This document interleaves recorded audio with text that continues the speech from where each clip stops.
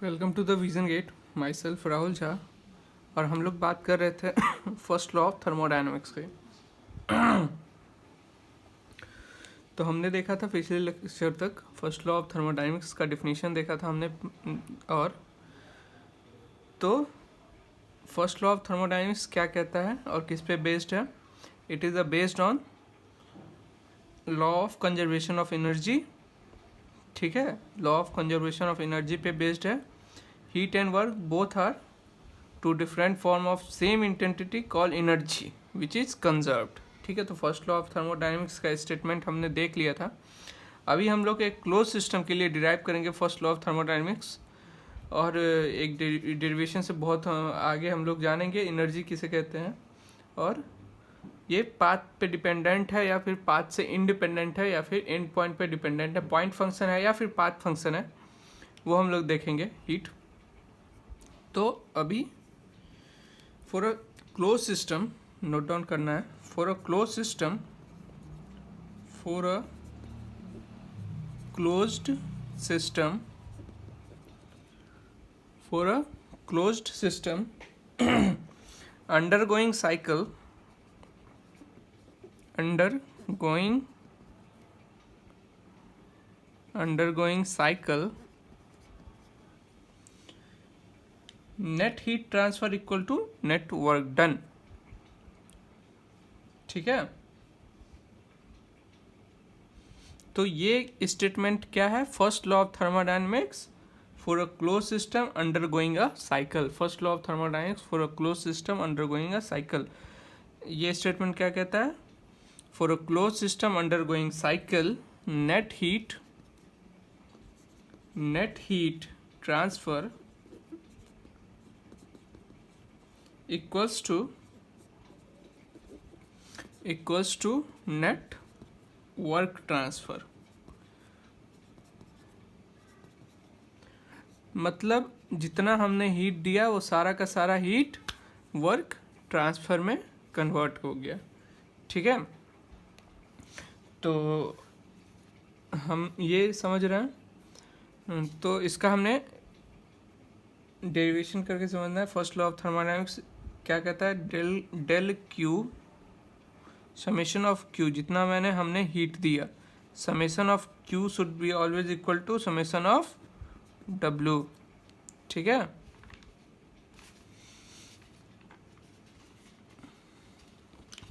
अभी हम लोग बात करते हैं। ओके, अब आगे बढ़ते हैं। तो हम लोग अगर क्लोज सिस्टम है, साइक्लिक सिस्टम है, तो उसे इस तरह से रिप्रेजेंट करते हैं cyclic. D Q should be always equal to cyclic D W. Okay, ये हमारा क्या है? First law of thermodynamics. ये दोनों हमारा क्या है? ये दोनों इक्वेशन क्या है? First law of thermodynamics, first law of thermodynamics for किसके लिए? Close system. For which system? Close system. For close system undergoing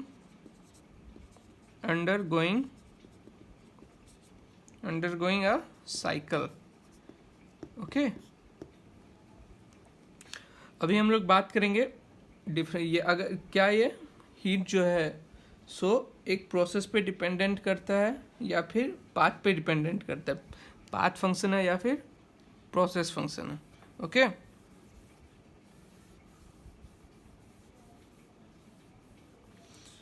इस डेरिवेशन से हमें ये भी समझ में आएगा एनर्जी किसे कहते हैं। तो हमने तीन प्रोसेस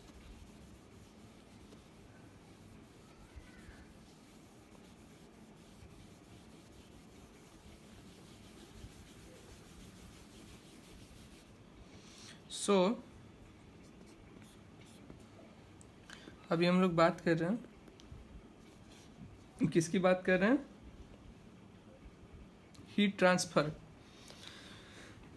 ट्रांसफ़र की हम लोग बात कर रहे थे। तो अभी हम लोग देखने वाले हैं हीट ट्रांसफ़र पाथ फंक्शन है या फिर पॉइंट फंक्शन है। ठीक है, तो उसके लिए हमने 3 पाथ लिए जिससे जिन तीनों पाथ का एंड पॉइंट्स सेम होंगे. फर्स्ट वन इज ए, दूसरा पाथ जो कि बी है, और तीसरा पाथ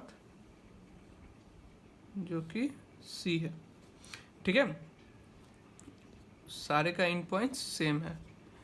ठीक है, अभी अगर ये क्लोज्ड है, ठीक है, अगर ये क्लोज्ड है तो हम ये जानते हैं फर्स्ट लॉ ऑफ थर्मोडायनेमिक्स से हमने ये देखा कि del Q is equal to net cyclic के लिए del Q is equal to del W होता है. ठीक है, तो प्रोसेस ए और बी के लिए हम यहाँ से नोट डाउन कर सकते हैं. फॉर प्रोसेस ए और B, D Q A2 dq1 A2 means from 1 to 2 through the process through the line A plus dq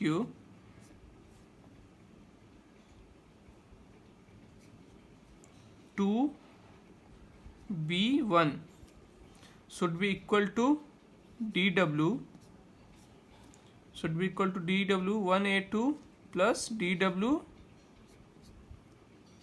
2B1. Okay, first equation. अब हम लोग ए और सी पाथ को लेते हैं. Similarly D Q 1A2 plus D Q 2C1 should be equal to dw from where these equation comes from first law of thermodynamics. dw summation of net heat is equal to net heat is converted into net work done for the cyclic path. Okay, so we can write at dw 1 A2 plus dw 2C1. अब इस दोनों को equation को अगर हम लोग subtract करते हैं, इक्वेशन 1 और इक्वेशन 2 को अगर हम लोग सब्सट्रैक्ट करते हैं तो dq1a2 dq1a2 cut down cancel out हो जाएंगे. dw1a2 dw1a2 cancel out.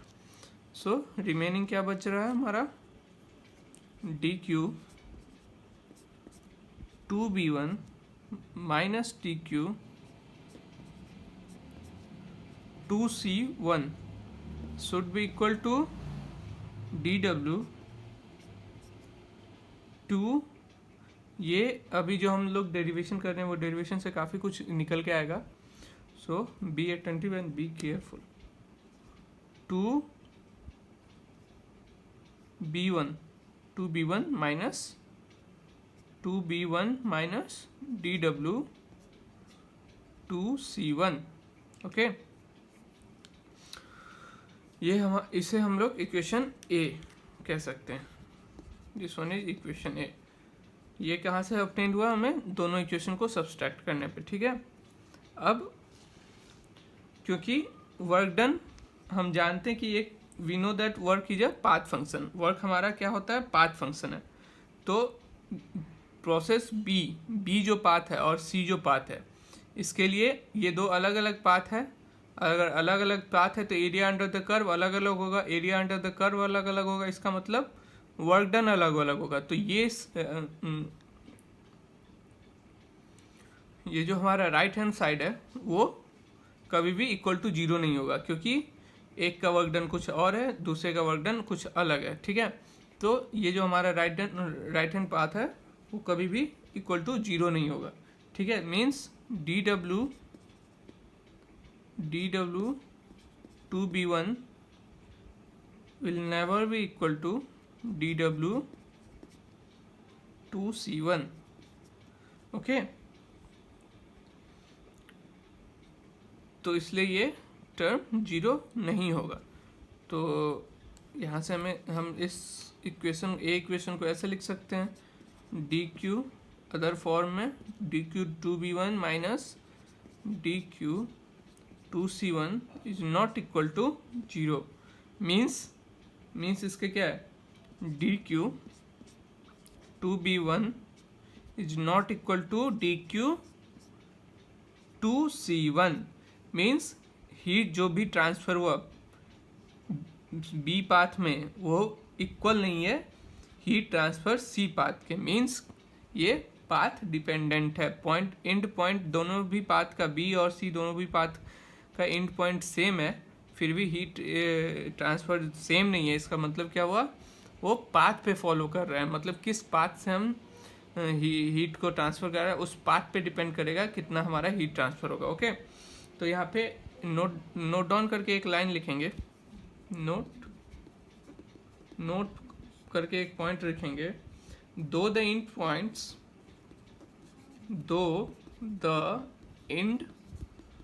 Points are same, though the endpoints are same for path B and C, but heat transfer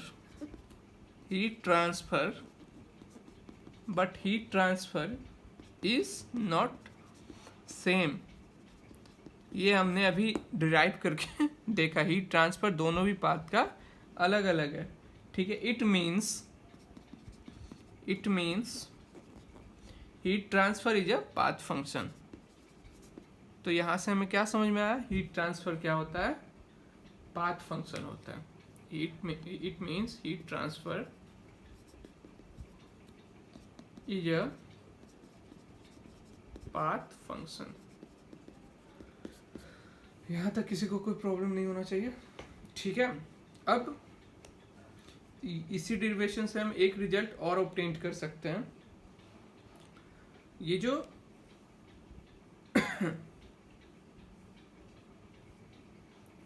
from equation A we can also right,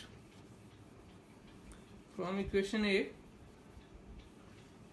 ए से हम एक चीज और समझ सकते हैं। वो क्या है अभी बता रहा हूं। फ्रॉम इक्वेशन ए को हम लोग दूसरे फॉर्म में भी लिख सकते हैं।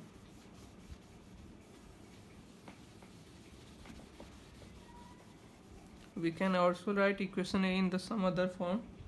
फ्रॉम इक्वेशन ए इक्वेशन से D Q B work done और हीट ट्रांसफर, पाथ बी का हम लोग एक साइड में ले जा रहे हैं और सी का एक साइड में, पाथ बी का LHS में और सी का RHS में। ओके, तो डी क्यू टू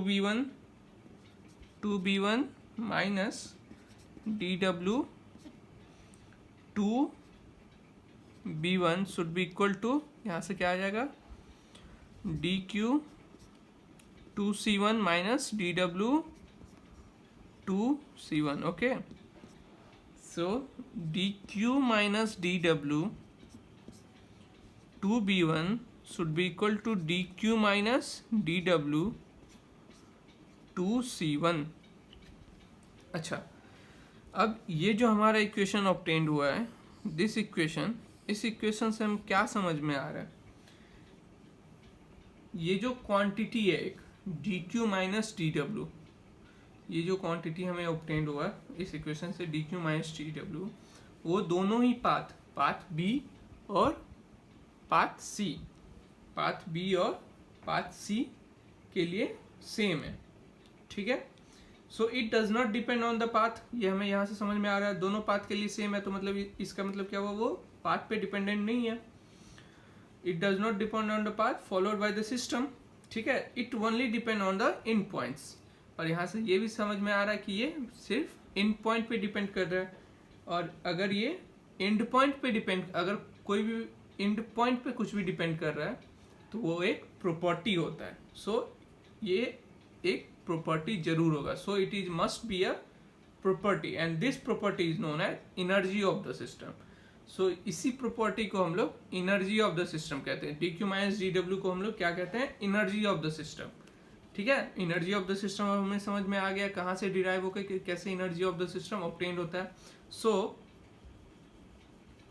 इस इक्वेशन को dq माइनस dw को हम लोग सिंपली क्या कह देते हैं, energy of the system. dq minus dw को क्या कहते हैं, energy of the system. Okay, तो यहां से dq क्या आ जाएगा, dq equal to de plus dw। और ये बहुत ही फेमस एक इक्वेशन है फर्स्ट लॉ ऑफ थर्मोडायनेमिक्स का। अंडरगोइंग, अगर कोई फर्स्ट लॉ ऑफ थर्मोडायनेमिक्स, अगर प्रोसेस अंडरगोइंग अ प्रोसेस, अगर कोई प्रोसेस के अंडर जा रहा है तो हम लोग ये इक्वेशन अप्लाई करेंगे। और साइकिल के अंदर अगर कोई फर्स्ट जा रहा है तो वहाँ पे हम लोग फर्स्ट लॉ ऑफ थर्मोडायनेमिक्स अभी पहले पढ़ा था, वहाँ पे कौन सा इक्वेशन अप्लाई करेंगे। ठीक है, तो दोनों इक्वेशन हमने जान लिया, फर्स्ट लॉ ऑफ थर्मोडायनेमिक्स कौन सा इक्वेशन कहाँ, अगर प्रोसेस के लिए क्या होता है और साइकिल के लिए क्या होता है, और हमने डिराइव भी कर लिया। तो यहाँ पे एक नोट पॉइंट डाल के लिख लेंगे, नोट पॉइंट डाल के लिखना है, the quantity dw minus dw, the quantity dw minus d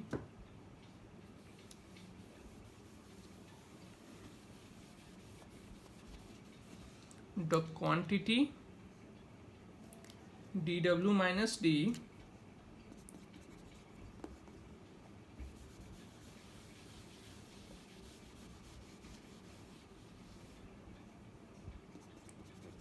the quantity dw minus d, the quantity dq minus dw is same. अभी तो याद रह जाता है, बट जब एग्ज़ाम टाइम में अपन रिवीजन के लिए कॉपी में अगर ये सब नहीं लिखा रहेगा तो काफ़ी प्रॉब्लम्स होंगे। तो quantity dq minus dw is same for path b and c, so it does not depends on the path followed by system, ठीक है, it only depends on the end points, so it must be a property यही होता है जो and point पे depend करे, property. Okay, and this property, और इस प्रॉपर्टी को हमने क्या टर्म दिया, and this property is known as internal energy, internal नहीं, is known as energy of the system, इसे हम लोग क्या कहते हैं, energy of the system. Okay,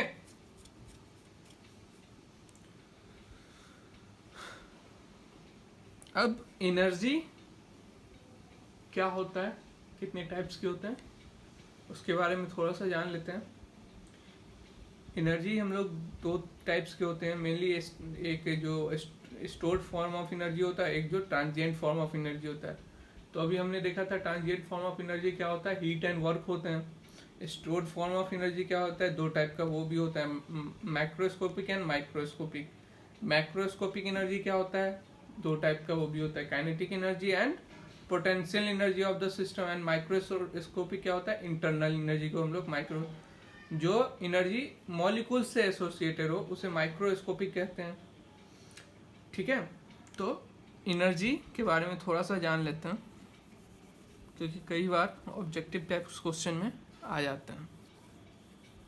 तो first law of thermodynamics cycle के लिए और first law of thermodynamics process के लिए हमने अभी देखा डिराइव करके। हीट पाथ फंक्शन है या फिर पॉइंट फंक्शन है, वो हमने अभी तक देखा इस वीडियो में। आगे बात करेंगे एनर्जी की।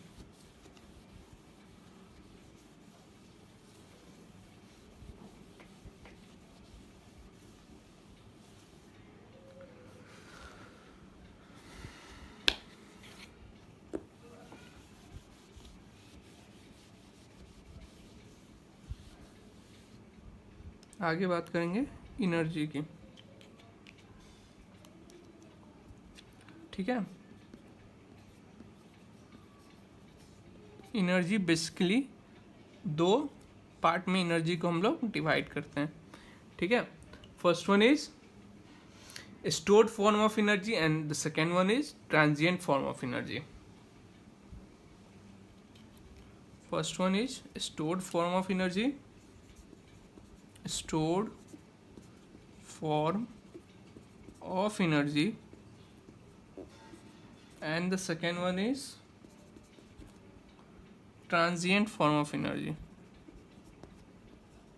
transient form of energy, okay। energy of system,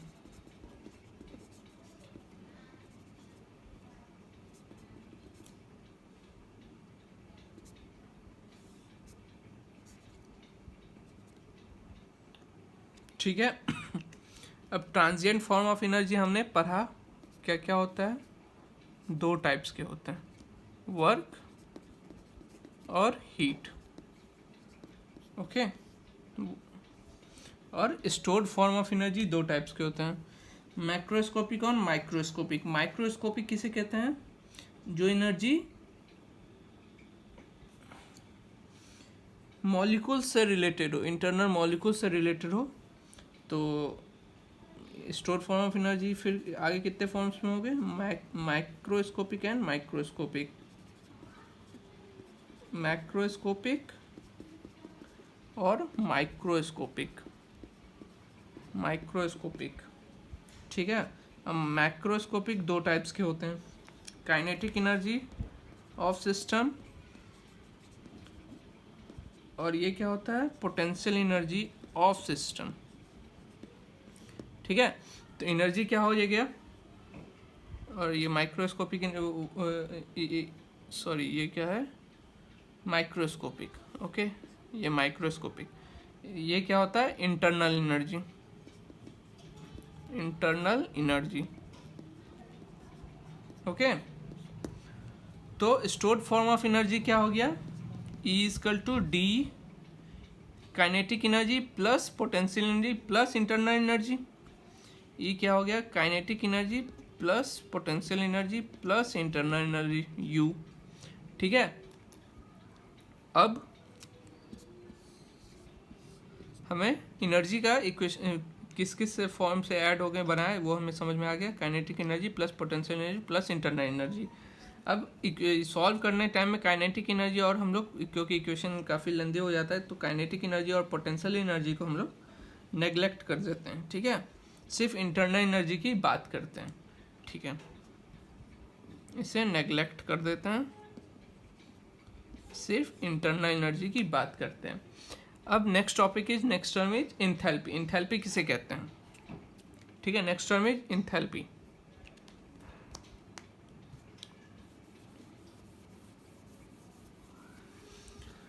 thermodynamics में एक टर्म काफ़ी बार रिपीट अपीयर होता है, फ्रीक्वेंटली अपीयर होता है, ठीक है।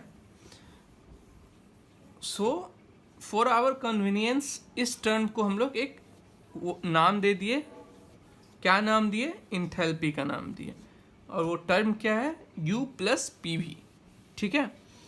सो सिंपल लैंग्वेज में समझेंगे इंथैल्पी को,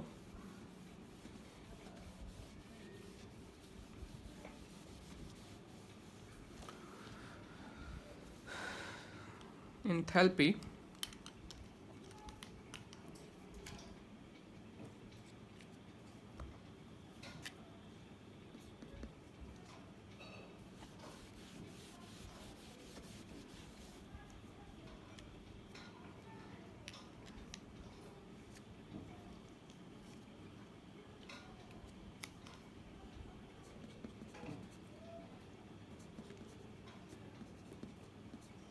enthalpy.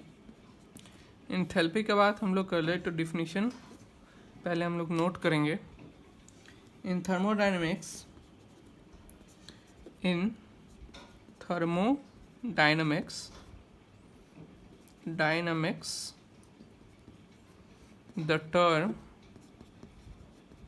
the term U plus PV appears frequently, so for our convenience,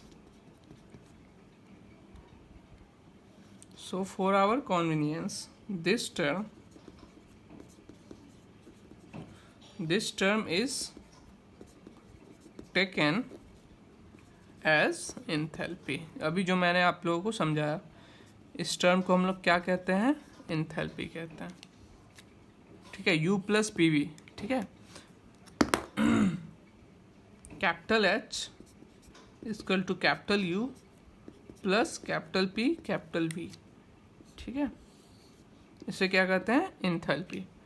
ठीक है, और ये एक्सटेंसिव प्रॉपर्टी है। ठीक है, और ये एक्सटेंसिव प्रॉपर्टी है, प्रॉपर्टी विच डिपेंड ऑन मास। ठीक है, it is a extensive property, it is an extensive property, it is an extensive property. और स्पेसिफिक इंथैल्पी, किसी भी चीज़ को अगर स्पेसिफिक बनाना हो तो हमें क्या करना पड़ता है? मास से डिवाइड करना पड़ता है। स्पेसिफिक इंथैल्पी कैसे मिलेगा? Capital H by M equal to capital U by M plus P V by M. ठीक है, तो ये क्या हो जाएगा? Small h equal to small u plus small p small b। ये क्या होगा? Specific enthalpy. इसमें U क्या है? इंटरनल एनर्जी, और PV क्या है? फ्लो वर्क है। फ्लो वर्क हम लोग आगे पढ़ने वाले हैं, और इंटरनल एनर्जी हम लोग पढ़ चुके हैं। Here the term, note down करके लिख सकते हैं। Here the term U and PV, here the term U is internal energy,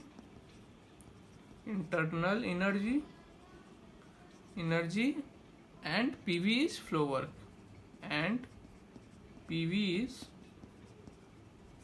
work, और PV क्या है? फ्लो वर्क है। ठीक है, ओके। इंथैल्पी तक सभी को समझ में आ गया होगा। अभी नेक्स्ट हम लोग बात करेंगे आइडियल गैस के लिए DU क्या होता है और DH क्या होता है, और U इंटरनल एनर्जी किस पे डिपेंड करता है। Internal energy is a function of temperature only. ये कहाँ से आया था? जूल्स लॉ, जूल साहब ने बताया था इंटरनल एनर्जी किसका फंक्शन है? टेम्परेचर का ओनली। ठीक है, तो एक नोट पॉइंट डाल के लिखना है। For ideal gas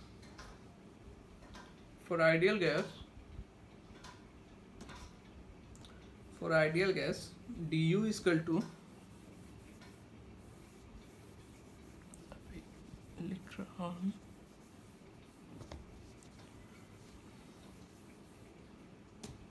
for ideal gas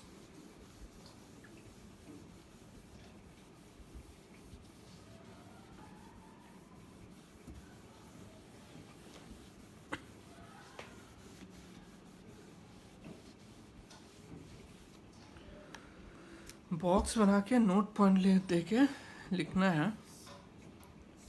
for ideal gas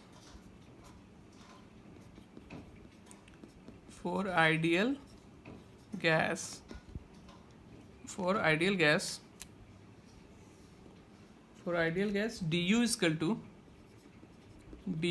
to mCV dt and DH is equal to mCP dt. Okay, mCP dt, and U is a function of temperature only, यहाँ से ये हमें कौन बताया था, joules law, from joules law. Okay, तो ये दो, अच्छा अगर यहाँ पे ये एक, ये हर एक वैलिड, हर एक प्रोसेस के लिए वैलिड है, ठीक है। यहाँ पे अगर V है तो इसका मतलब ये नहीं ये सिर्फ कांस्टेंट वॉल्यूम, या फिर यहाँ पे अगर Cp है तो ये सिर्फ कांस्टेंट प्रोसेस के लिए अवेलेबल है। ये हर एक प्रोसेसेस के लिए हम लोग अप्लाई कर सकते हैं। Change in internal energy equal to mCp dt, और change in enthalpy equal to mCp dt। इसको लर्न करने का ऐसे लर्न कर सकते हैं, अगर यहाँ पे U है तो यहाँ पे V है, क्योंकि ये आगे काफ़ी कंफ्यूजिंग होता है, ठीक है। अब हम लोग बात करेंगे heat transfer for various close system processes. अलग अलग क्लोज सिस्टम प्रोसेसेस के लिए, मींस कांस्टेंट वॉल्यूम प्रोसेस हो, या फिर कांस्टेंट टेम्परेचर प्रोसेस हो, या फिर आइसोथर्मल प्रोसेस हो, एडियाबैटिक प्रोसेस हो, इन सभी प्रोसेस के लिए हीट ट्रांसफर क्या होता है। ओके,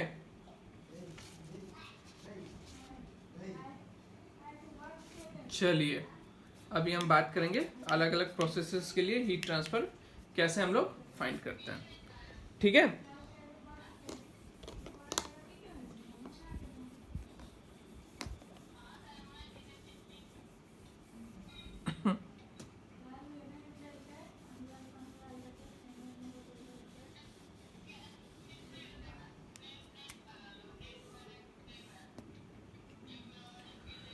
चलिए, तो फर्स्ट प्रोसेस कौन सा है हमारा, फर्स्ट प्रोसेस कौन सा है,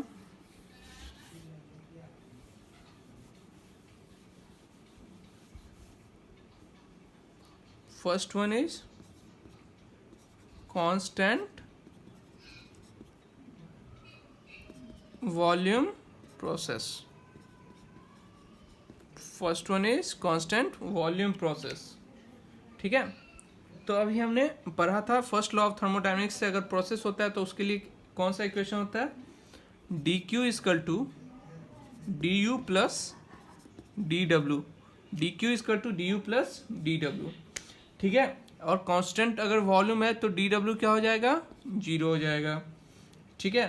तो आइडियल गैस के लिए कांस्टेंट वॉल्यूम प्रोसेस के लिए क्या हो गया, D Q is equal to D U के बराबर। और अभी हमने देखा था डी यू क्या होता है, M C V D T, D Q is equal to क्या आ जाएगा हमारा, M C V D T, ठीक है। तो ये सिर्फ कांस्टेंट वॉल्यूम प्रोसेस के लिए अप्लाई होगा।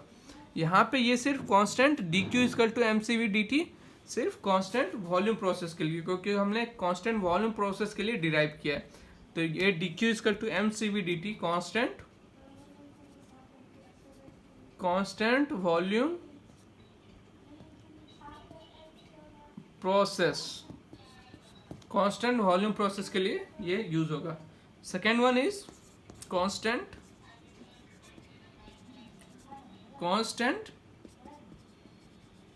Pressure process, second one is constant pressure process. अब कांस्टेंट प्रेशर प्रोसेस है तो फर्स्ट लॉ से हमें क्या ऑब्टेन्ड हुआ था, कांस्टेंट प्रेशर प्रोसेस है तो फर्स्ट लॉ से हमें क्या ऑब्टेन्ड हुआ था, from first law D Q is equal to D U plus D W, ठीक है। और डी डब्ल्यू को हम लोग क्या लिख सकते हैं, D Q is equal to D U plus P D V. अब प्रेशर कांस्टेंट है, प्रेशर कांस्टेंट है, ठीक है। अभी प्रेशर क्या है, कांस्टेंट है,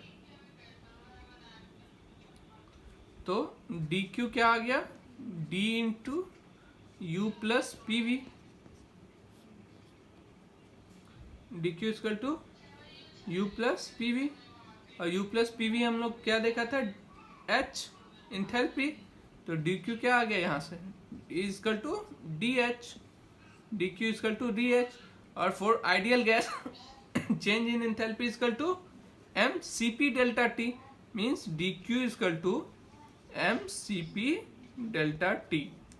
यहाँ से हमें ऑब्टेंड हो गया डी क्यू, क्या ऑब्टेंड हो गया, M C P delta T, और यहाँ से M C V delta T D Q. Constant volume process के लिए M C V delta T D Q, constant pressure process के लिए D Q is equal to M C V C P delta T. ठीक है, और ये कब हम लोग अप्लाई कर सकते हैं, जब हमारा सिस्टम क्लोज्ड हो, जब हमारा सिस्टम क्लोज्ड हो, जब रिवर्सेबल प्रोसेस हो, जब रिवर्सेबल प्रोसेस हो, जब इंटरनल गैस ये कांस्टेंट कोई भी प्रेशर हो या फिर इंटरनल गैस हो। ठीक है, चलिए अब आगे बात करेंगे आइसोथर्मल प्रोसेस की। अब आगे बात करेंगे आइसोथर्मल प्रोसेस की।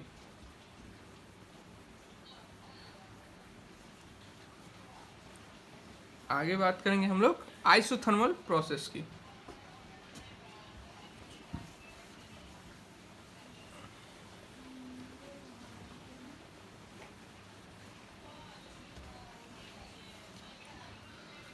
अभी हम लोग नेक्स्ट बात करने वाले हैं आइसोथर्मल प्रोसेस की।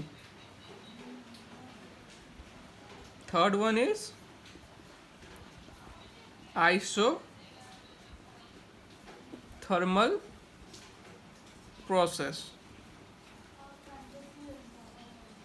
Isothermal process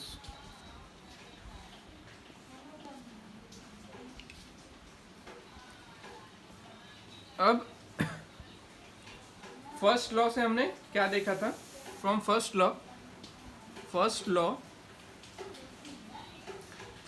law D Q is equal to D U plus D W. From first law D Q is equal to D U plus D W. So ideal gas के लिए, फॉर आइडियल गैस, ठीक है, you क्या होता है हमने देखा था, फंक्शन ऑफ ओनली टेम्परेचर। ठीक है, और टेम्परेचर क्या कांस्टेंट है, टेम्परेचर कांस्टेंट है, तो डी यू क्या हो जाएगा, you is a function of temperature only. ठीक है, फ्रॉम जूल्स लॉ। अब अगर टेम्परेचर कांस्टेंट है तो डी यू क्या हो जाएगा, डी यू जीरो हो जाएगा। डी यू को इस इक्वेशन में पुट करेंगे तो डी क्यू क्या आ जाएगा, डी डब्ल्यू के बारे में। और डी डब्ल्यू हमने क्या देखा था आइसोथर्मल प्रोसेस के लिए, P1 V1 ln V2 by V1। Okay, P1 V1 ln V2 by V1। यहाँ तक किसी को कोई प्रॉब्लम नहीं होना चाहिए। अब नेक्स्ट बात करते हैं एडियाबेटिक प्रोसेस की। सो इन एडियाबेटिक प्रोसेस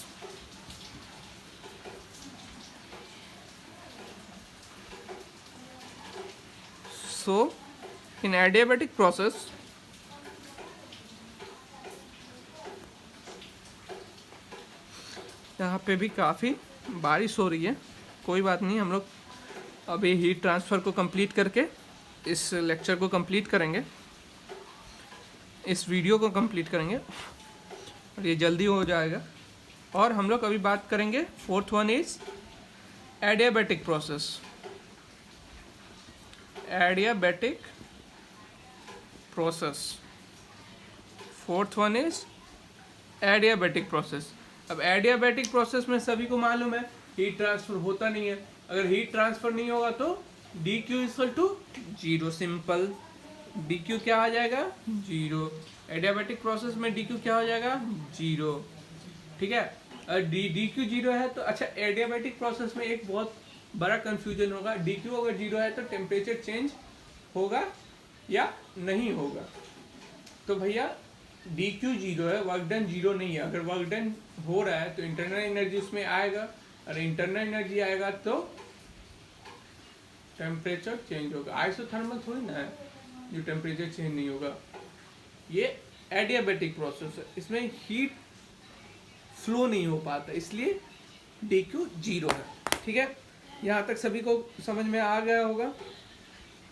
अब हम लोग एक रिलेशन की बात करेंगे, Cp minus Cv is equal to R, so that कैसे होता है, क्वेश्चन लिखिए और क्वेश्चन के माध्यम से हम लोग समझेंगे।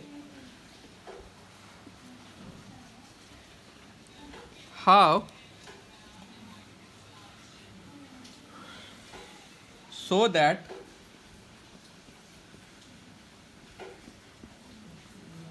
so that for the ideal gas Cp minus Cv is equal to R. For the ideal gas Cp minus Cv equal to R. ठीक है, ये एक रिलेशन होता है. अब इसे हम लोग डिराइव करेंगे और आपको ये रिलेशन याद रखना है. Cp minus Cv equal to R कैसे होता है. ठीक है, तो अभी हम लोग देखेंगे Cp minus Cv equal to R कैसे होता है. तो हमने देखा क्या था, H equal to enthalpy equal to U plus H equal to U plus H क्या है, U plus PV. So DH क्या हो जाएगा, change in enthalpy. DH equal to DU plus DPV. DH equal to DU plus DPV. Okay, DH equal to DU plus DPV. अब ideal gas के लिए DH क्या होता है, फॉर आइडियल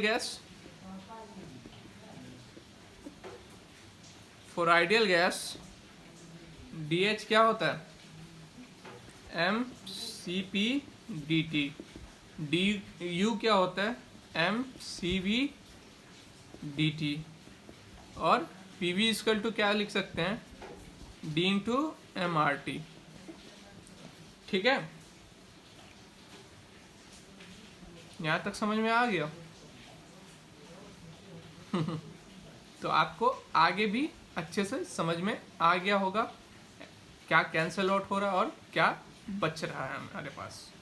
ठीक है, तो ये आ जाएगा हमारे पास Cp माइनस,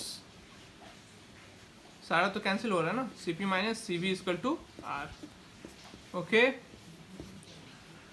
ठीक है, अब यहाँ तक सभी को समझ में आ गया होगा. ठीक है, अब कभी कभी क्या होता है ना, डायरेक्ट इक्वेशन में R या फिर R बार नहीं दिया रहता है, या फिर Cv डायरेक्ट इक्वेशन में नहीं दिया रहता है, या फिर Cp डायरेक्ट इक्वेशन में नहीं दिया रहता है. और Cv कैसे हम लोग निकाल सकते हैं वो अभी हम जानते हैं. अभी तो हमने पीछे क्या पढ़ा था, गामा क्या होता है, गामा क्या होता है, Cp बाय Cv का रेशियो. गामा क्या होता है, गामा क्या होता है, Cp बाय Cv का रेशियो. ठीक है, तो यहाँ से हम लोग क्या लिख सकते हैं, Cp को यहाँ से हम लोग लिख सकते हैं Cp को, Cp equal to gamma times Cv. Cp को क्या लिख सकते हैं, गामा टाइम्स ऑफ Cv. ठीक है, ओके, कोई बात नहीं. और एक इक्वेशन और अभी हमने देखा, Cp minus Cv equal to R होता है, इक्वेशन 1 एंड इक्वेशन 2. ये इक्वेशन कौन सा है हमारा, फर्स्ट इक्वेशन, और ये सेकेंड इक्वेशन. ठीक है, तो यहाँ से ठीक है, तो Cp को क्या हम लोग इस, अगर सेकेंड इक्वेशन से हम लोग अगर फर्स्ट इक्वेशन में डालें Cp को, तो क्या हो जाएगा, क्या बनेगा नया equation, gamma Cv minus Cv equal to R. तो यहाँ से Cv क्या आ जाएगा, R अपॉन गामा माइनस 1. एक नया इक्वेशन आ गया Cv फाइंड करने का. ठीक है, अब R है तो R को हम लोग R बार से भी रिप्लेस कर सकते हैं, क्योंकि उसका हम लोग का वैल्यू पता मालूम होता है. MR इक्वल टू क्या होता है, R बार. तो इक्वेशन Cv का क्या हो गया, new equation, final equation, Cv equal to R bar upon M gamma minus 1. Okay, ये इक्वेशन Cv का काफ़ी टाइम न्यूमेरिकल्स में आपको काम आ जाएंगे. Cv इक्वल टू क्या होता है, R bar upon M gamma minus 1. अब Cv हमें मालूम हो गया, तो Cp को भी ऐसे ही सिमिलरली हम लोग चेंज कर सकते हैं. Cp को भी हम लोग सिमिलरली चेंज कर सकते हैं. ठीक है, Cp का इक्वेशन क्या आ जाता है हमारे पास, Cp इक्वल टू यहाँ पे हमने सी वी का वैल्यू इस इक्वेशन में डाल के सी पी हम लोग निकाल सकते हैं। C P is equal to gamma times of R upon gamma minus one, gamma times of R upon gamma minus one, ठीक है। या फिर क्या आ जाएगा, gamma into R bar upon M gamma minus one, ये आ जाता है सी पी का वैल्यू हमारा। ओके, ये वैल्यू और ये वैल्यू काफ़ी टाइम्स आपको न्यूमेरिकल सॉल्व करते टाइम यूज़फुल होंगे, काफ़ी आपको न्यूमेरिकल सॉल्व करते टाइम यूज़फुल होंगे, ठीक है। अब हम लोग कुछ एयर या फिर हीलियम गैस के C P C V find करके समझ में आ जाएगा और अच्छे से सी पी कैसे फाइंड कर सकते हैं अगर नहीं दिया रहे तो, ठीक है। अगर हमें सी बी नहीं दिया रहे तो कैसे फाइंड कर सकते हैं, तो इसके लिए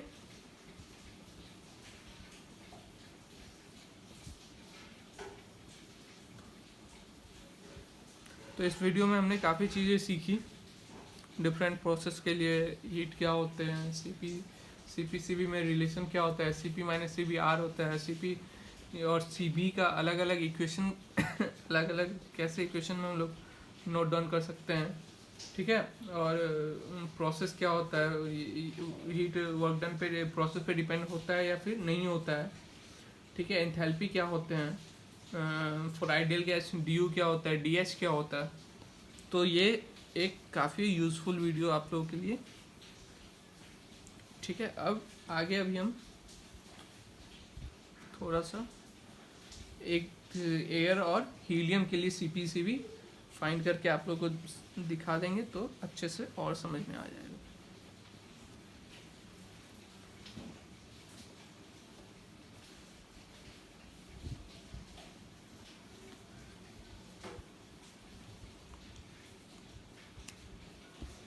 तो अभी हमने क्या ऑब्टेन किया था इक्वेशन से, सी वी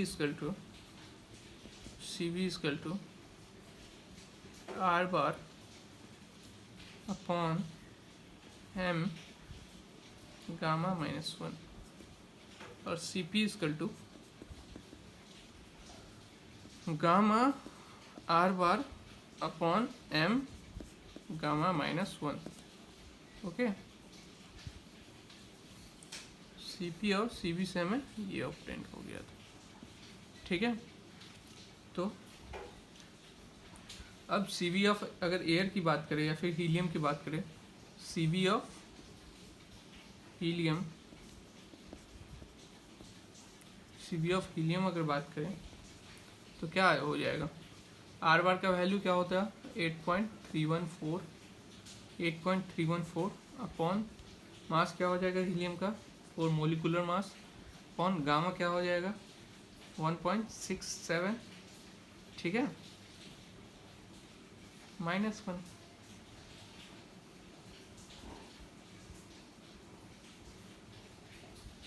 -1,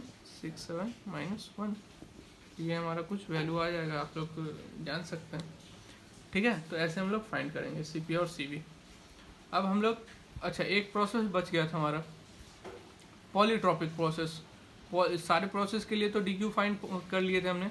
अब पॉलीट्रॉपिक प्रोसेस के लिए डी क्यू का क्या इक्वेशन हो जाता है, हालांकि इसका डेरिवेशन भी है बट डेरिवेशन जानने में कोई हमारा ज़्यादा कुछ खास इंटरेस्ट नहीं है क्योंकि थोड़ा सा वो लंबा है और कोई काम का नहीं है, क्योंकि अपन गेट का प्रिपरेशन कर रहे हैं। तो अपन डायरेक्ट इक्वेशन की बात करेंगे। तो पॉलीट्रॉपिक प्रोसेस में डी क्यू पॉलीट्रॉपिक का हम लोग इक्वेशन की बात करेंगे। So in polytropic process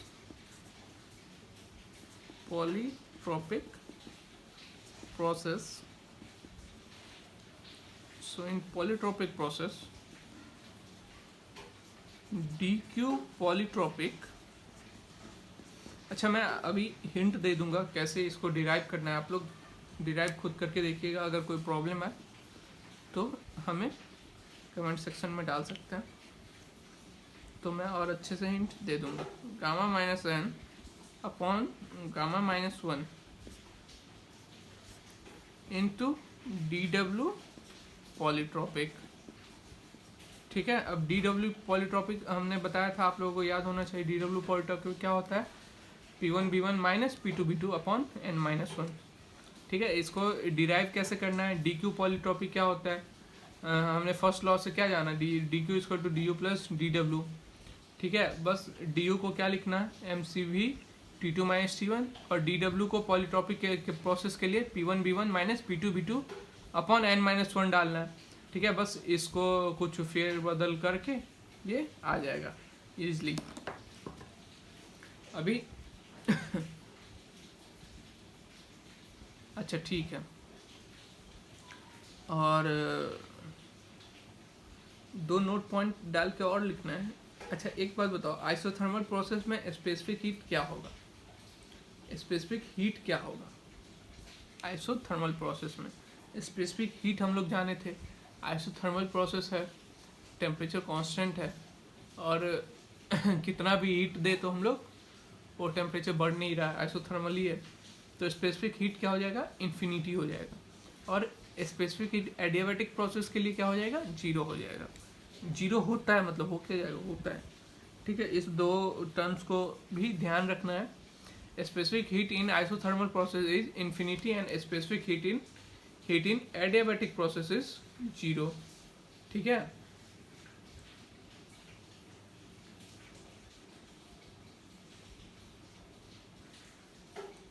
specific heat in adiabatic process is zero.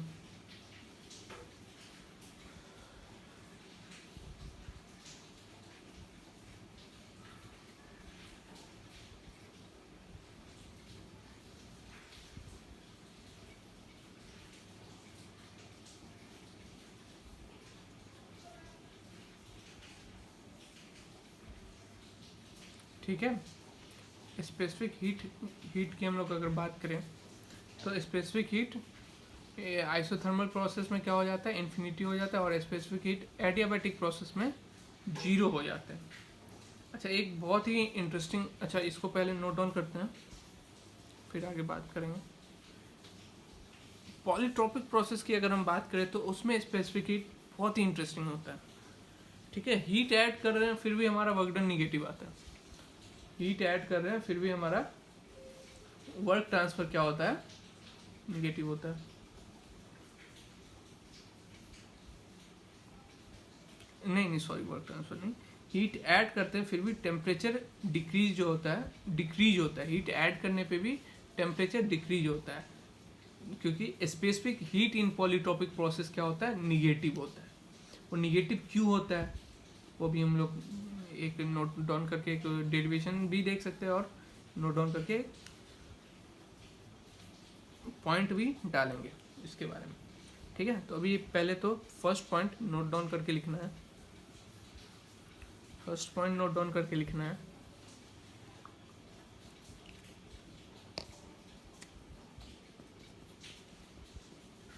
Specific heat in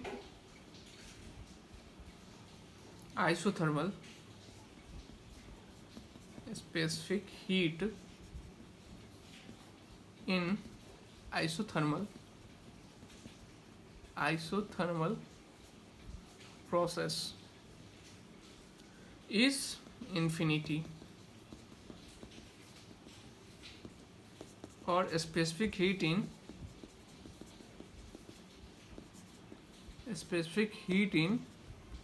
adiabatic process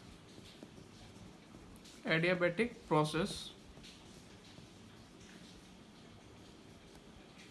adiabatic process is zero.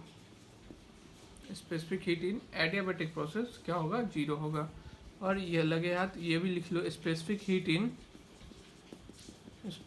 Heat एक साथ रहेगा तो अच्छा रहेगा। Specific heat in polytropic process is negative. Polytropic process is negative.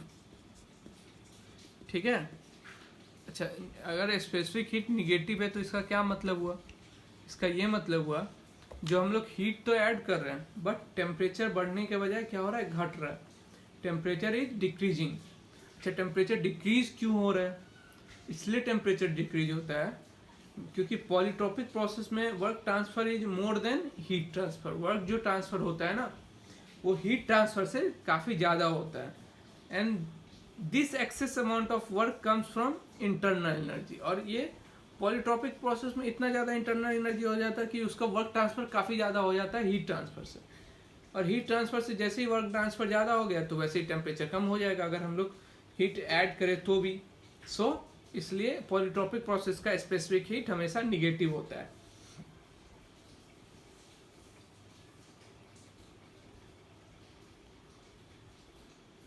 ठीक है। और ये वर्क डन ज़्यादा होने के कारण हम लोग ऐसा भी बोल सकते हैं कि इंटरनल एनर्जी डिक्रीज हो जाता है, टेम्परेचर इसलिए डिक्रीज हो जाता है, टेम्परेचर ऑल्सो डिक्रीजेस। अगर आपको नोट डाउन करना है तो आप अपने लैंग्वेज में इस पॉइंट को नोट डाउन कर सकते हैं। ठीक है, तो ये बात रही हीट की। अभी तक हमने हीट का सारा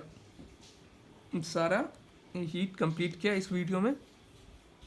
और एक हमने छोटा सा टॉपिक मिस किया था शायद से पिछले वीडियो का, जो कि वैंडरवाल, हाँ वैंडरवाल गैसेस आइसोथर्मल मीन्स वैंडरवाल गैसेस के लिए इक्वेशन क्या होता है, तो वो एक सिंपल लाइन में मैं बता दे रहा हूँ, वो आपको नोट डाउन कर लेना है उससे ज़्यादा।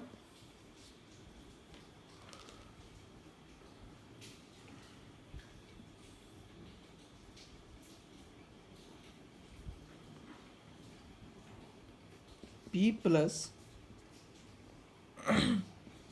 ए by V square into V minus B is equal to M R T. इसमें ए भी क्या है, कांस्टेंट है। और ये वैंडरवाल गैसेस के लिए इक्वेशन होता है। जैसे कि हमने आइडियल गैस के लिए इक्वेशन पढ़ा था P V equal to M R T, वैसे ही वैंडरवाल गैसेस के लिए ये इक्वेशन होता है। ये इक्वेशन के लिए का अप्लाई करके हम लोग प्रेशर या फिर वॉल्यूम या फिर टेम्परेचर जो भी निकालना होता है, इक्वेशन फॉर वैंडरवाल गैसेस। ये पिछले कुछ वीडियोस का एक छोटा सा टॉपिक मिस हुआ था, वो हम लोग यहाँ पे कवर कर रहे हैं। For van der Waals gases, okay. और इस वीडियो में हमने हीट टॉपिक अच्छे से कवर किया है। अगर आपको कोई भी डाउट हो इस वीडियो से रिलेटेड या फिर किसी भी वीडियो से रिलेटेड, तो आप लोग हमें कमेंट सेक्शन में डालें।